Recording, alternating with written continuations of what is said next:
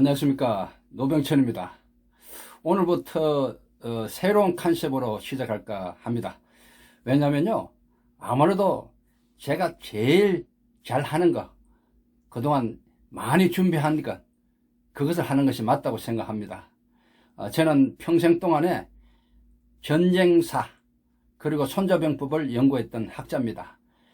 저는 전쟁사를 하기 위해서 전 세계 42개 나라, 전쟁만 하는 나라 있잖아요. 격전의 현장. 러시아, 중국, 중동, 안 간 나라 없습니다. 그 나라 다니면서 전쟁의 현장에서 한 나라가 어떻게 망하고 흥하고 또 그 속에서 어떻게 한 리더가 정말 훌륭한 역할을 할 수 있는가, 잘못된 리더가 얼마나 나라를 망칠 수 있는가를 느꼈어요. 현장에서 많은 영웅도 만나고 영웅들, 리더들을 많이 만났습니다. 참 많은 것을 느끼는 것을 제가 책으로 이렇게 집필을 많이 했습니다. 제 책 중에 보면은 이렇게 큰 책들이 많아요. 이 책이 나쁜 전쟁, 더 나쁜 전쟁, 굉장히 큰 책이죠. 1074쪽 대판, 이런 책들을 중심으로 42권의 저서가 있습니다. 굉장히 나름대로는 그 신비를 기울여서 평생을 집필한 그런 책이죠. 그리고 손자병법, 제가 15,000번 이상을 계속 늘 읽으면서 만만한 손자병법, 2번 읽는 손자병법, 손자병법 책도 많이 집필했죠. 그리고 구약에 나오는 그 130개 전쟁들, 그러니까 제가 가장 잘 할 수 있는 것이 뭔가 보니까 전쟁사와 손자병법, 그리고 리더십, 저는 미국에서 리더십 박사를 받았잖아요. 그래서 이런 것을 전부 다 잘 융합해서, 연결하고 융합해서 우리 유튜브를 보시는 모든 분들에게 도움이 되고자 제가 컨셉을 이렇게 바꿉니다. 그동안 저를 많이 응원해 주신 분들 너무 고맙고요. 이 내용은 기업가들에게도 굉장히 중요합니다. 그리고 젊은 청년들에게도 필요하고요. 또 조명석 군을 좋아하는 우리 어르신들 너무너무 좋을 겁니다. 교양적인 차원에서도 굉장히 풍성한 지식을 얻을 수 있습니다. 제가 최선을 다해서 이 유튜버 진행하겠습니다. 노병천 TV 계속 봐주시고요. 구독, 좋아요, 알림 꼭 부탁합니다. 제 바람은 우선 10만 명의 구독자를 제가 가지는 겁니다. 여러분 도와주시기 바랍니다. 오늘 제가 말씀드리고 싶은 것은요, 말이 많은 사람 있잖아요. 말이 많고 자기 자랑 잔뜩 하는 사람 있잖아요. 조심하라, 이런 제목으로 제가 말씀드립니다. 중국 전국시대에 유명한 전쟁이 있습니다. 장평의 싸움이라 그래요. 장평에서 일어났던 조나라와 진나라와의 싸움인데, 이거 들어보십시오. 무시무시한 그런 전쟁입니다. 그 얘기를 제가 풀어나갈 겁니다. 당시 조나라와 진나라가 이제 싸우게 되었어요. 조나라의 명장이 있죠. 연파, 아주 대단한 사람입니다. 이 연파는 생각이 깊어요. 그래서 이 오래 전쟁을 해야 되겠다, 이 상황을 보니까. 그래서 장기전을 각오하고 굉장히 오랫동안 이 전쟁을 끌어왔어요. 아예 나가지도 않고. 그런데 이거를 아주 무서워했어요. 누가? 진나라에서. 연파의 그거를 알기 때문에, 그 전략을 알기 때문에. 그래서 이 연파를 없애야 되거든요. 이거 제거를 해야 되거든요. 그래서 어떻게 했느냐면은 꾀를 썼습니다. 계략. 전쟁에는 궤도입니다. 병자 궤도야. 전쟁에는 이 꾀가 많고 속임수가 많아요.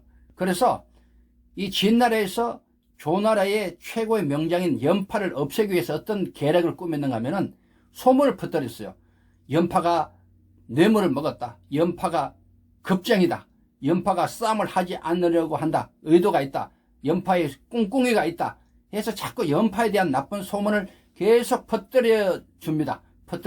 그래서 조나라에서도 이 소리를 듣게 돼요. 연파에 대한 이 소문을. 그러니까 어떤 일이 벌어졌어요? 야, 이거 안 되겠다. 이 큰일 났다. 연파를 계속 두고 있다가는 이 정말 큰일 나겠다 해서, 그 당시 조나라에 효성왕이 있습니다. 이 왕이 이 소리를 듣고 불안한 거예요. 야, 연파 그대로 믿고 있다가는 안 되겠다 해서 바꾸자 해서 누구를 바꾸는가 하면은 조괄이라는 장군을 이렇게 대치하게 돼요. 조괄이 어떤 사람인가 들어보십시오. 말 많고 자기 자랑 엄청 하는 실력은 없는 그런 전형적인 사람이 바로 조괄이거든요. 그래서 조괄이 사령관으로 어쨌든 임명되자마자 이 비극은 시작이 됩니다. 생활의 팁입니다. 경쟁업체의 계략에 의해서요, 이간질이 벌어질 수 있다는 것을 늘 생각해야 됩니다.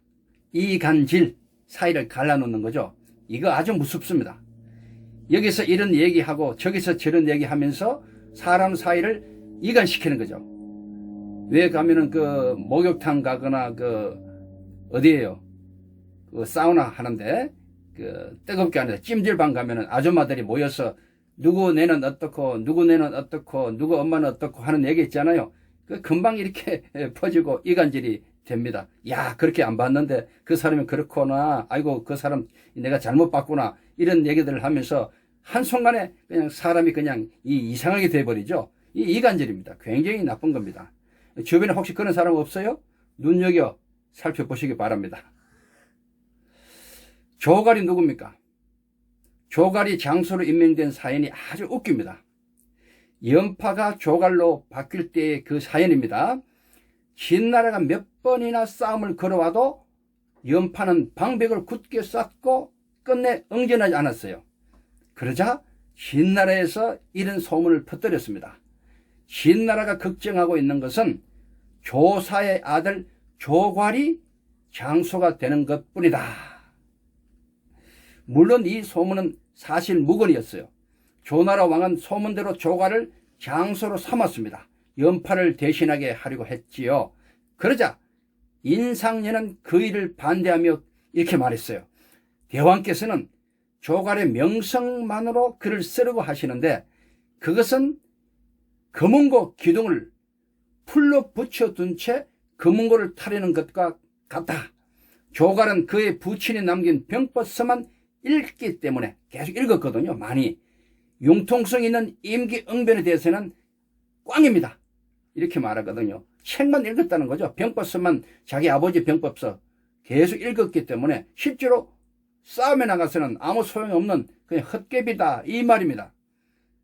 이 사실 조괄은 어려서부터 병법을 연구를 많이 했다고 그래요. 군사에 대해서도 자신 있다 그러고 뭐 자기한테 대적할 사람 없다 이런 소리로 큰 소리를 뻥뻥 쳤던 사람은 맞습니다. 그러나 실제로 실전 경험이 전혀 없죠. 말만 하는 사람이었죠.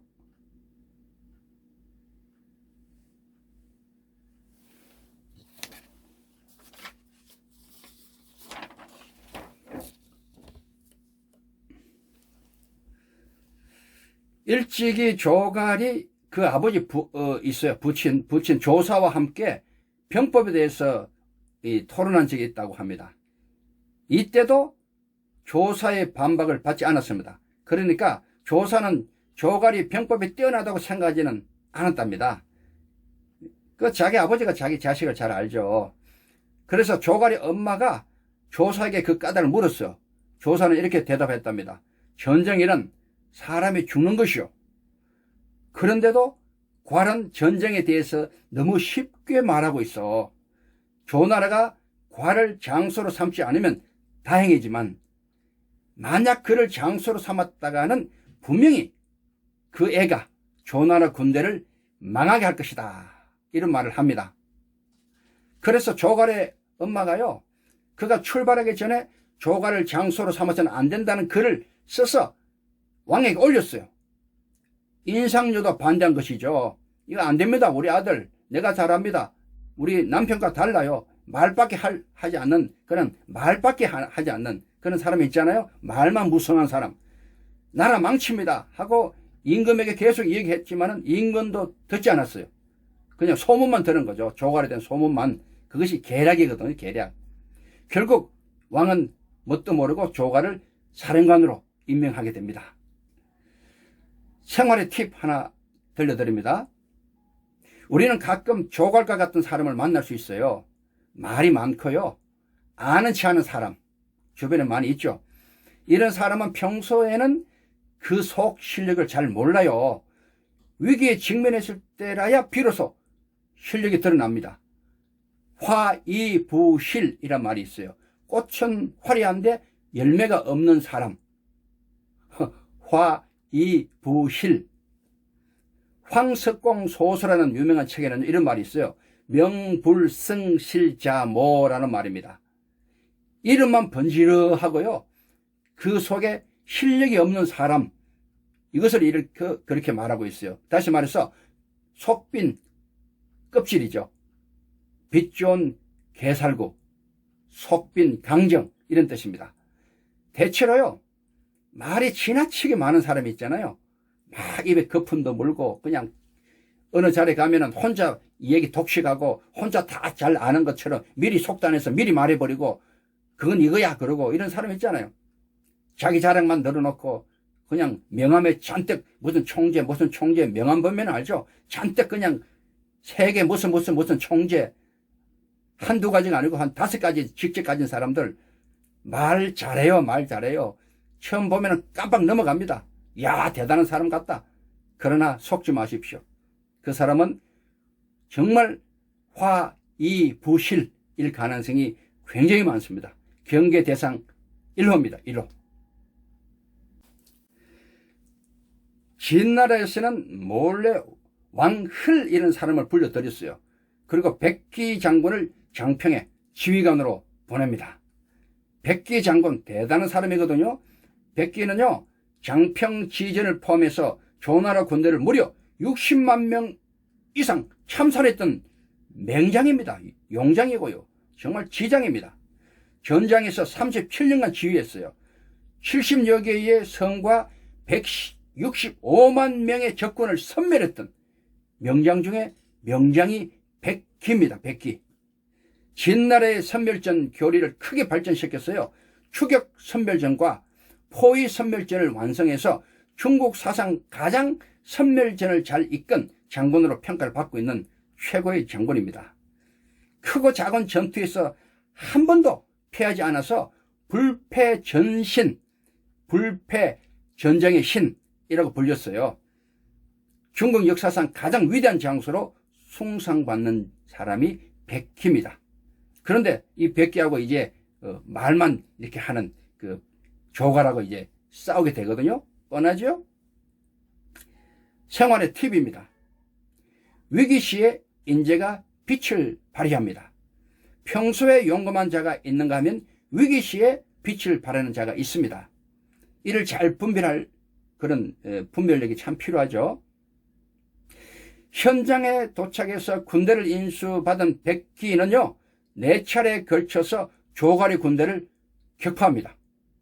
공격하고 또 공격하고 또 공격하고 또 공격했습니다. 혼란에 빠진 조군의 명령 체계는 이미 완전히 붕괴되어 있었어요. 어떤 정예 군이라 해도 전열이 무너지면 제대로 싸울 수가 없거든요.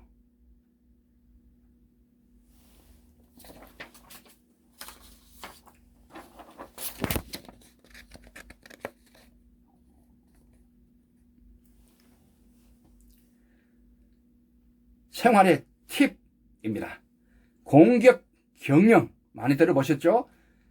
때로는 집요하게 공격하고 또 공격하는 방법은 강력한 위력을 발휘할 수 있거든요. 사업도 공격적이며 사람의 조직 관리도 공격적일 때 비로소 조직이 나태해지는 것을 방지할 수 있고요. 긴장감 있잖아요. 긴장감도 필요하거든요. 이걸 조성하여 새로운 아이템을 창출하기 위해서 머리를 쥐어 짜는 겁니다. 소프트뱅크의 손정의 말처럼 뭘 하나 만들기 위해서는 머리를 쥐어 짜야 된답니다. 머리가 터지도록, 빠개지도록.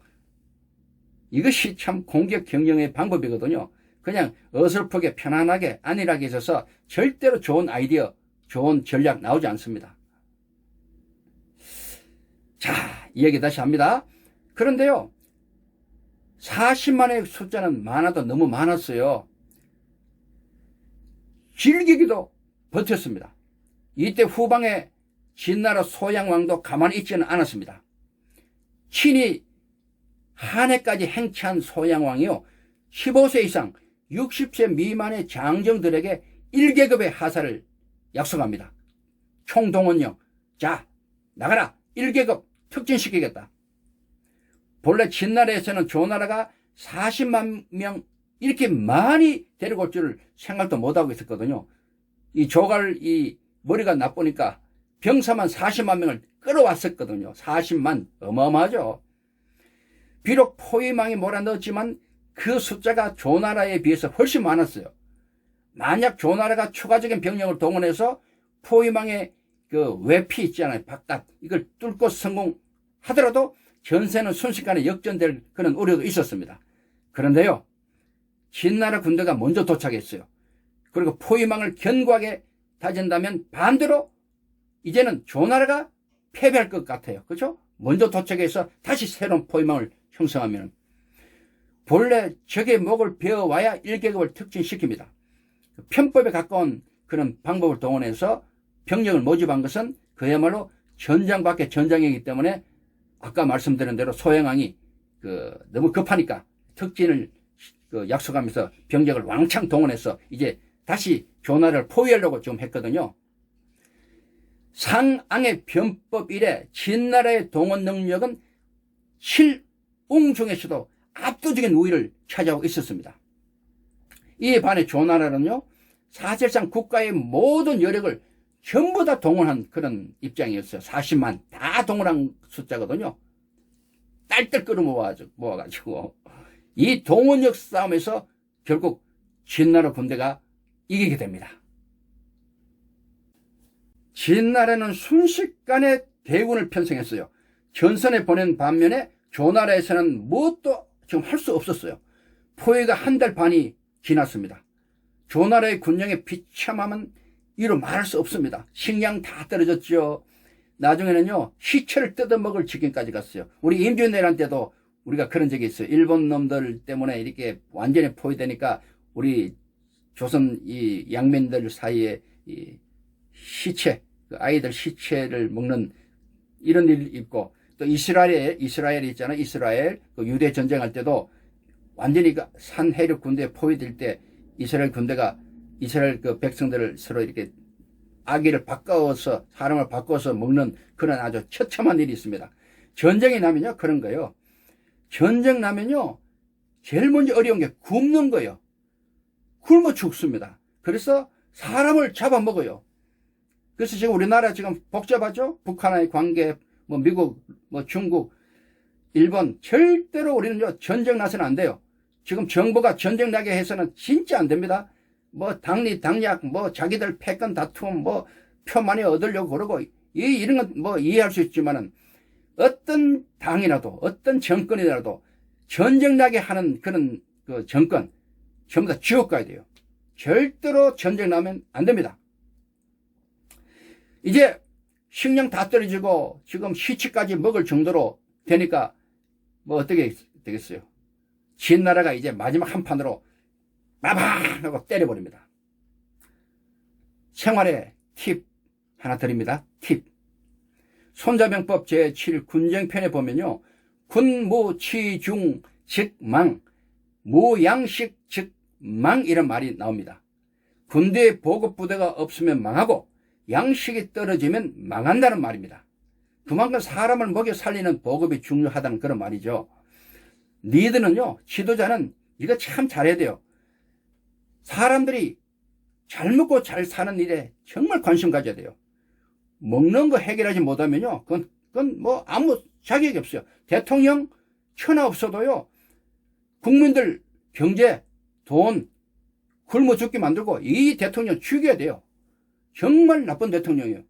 자기 뭘 위해서, 자기 정권 유지 위해서 정치 이용하고 주변 정세 이용하고 이용하다가 국민들이 어렵고 힘들어서 내 가족이 자살하고요. 먹고 살기 어려우니까 전부 다 자살하는 정도. 그죠? 산속에 들어가서 자연인 되고요. 이런 나라 만들면 큰일 납니다. 대통령의 첫째 임무는 뭐예요? 나라 지키는 거지만은 백성들, 국민들 먹여 살리는 거예요. 경제에 실패한 대통령은 완전히 실패한 대통령이에요. 정신 차리기 바랍니다. 결국 조갈이 자신을 따르는 병사로 결사대를 조직했어요. 마지막이니까. 전군을 돌파하다가, 그러니까 앞에 진나라 군대가 있죠? 결사들 모집해서 앞장서서 그 돌파합니다. 돌파. 그냥 마지막 수단이죠. 그러다가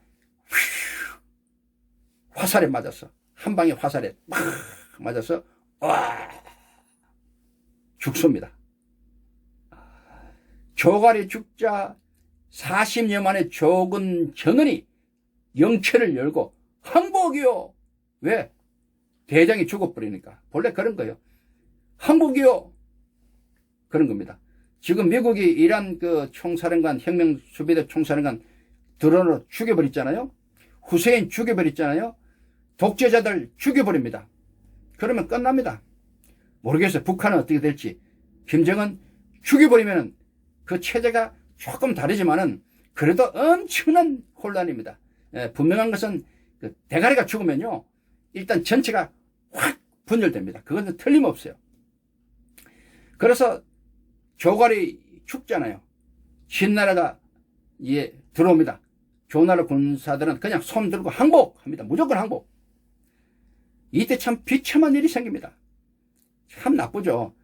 진나라에서는 조나라 군사 40만 명을요, 다 한 곳에 모아가지고 큰 웅덩이 파요. 큰 웅덩이 파서 거기다 전부 다 밀어 넣습니다. 계곡 쪽으로 밀어 넣고 웅덩이 밀어 넣고 전부 다 밀어 넣어가지고 생매장 합니다. 생매장. 살아있는 사람을 살아있는 채로 그냥 묻어버려요.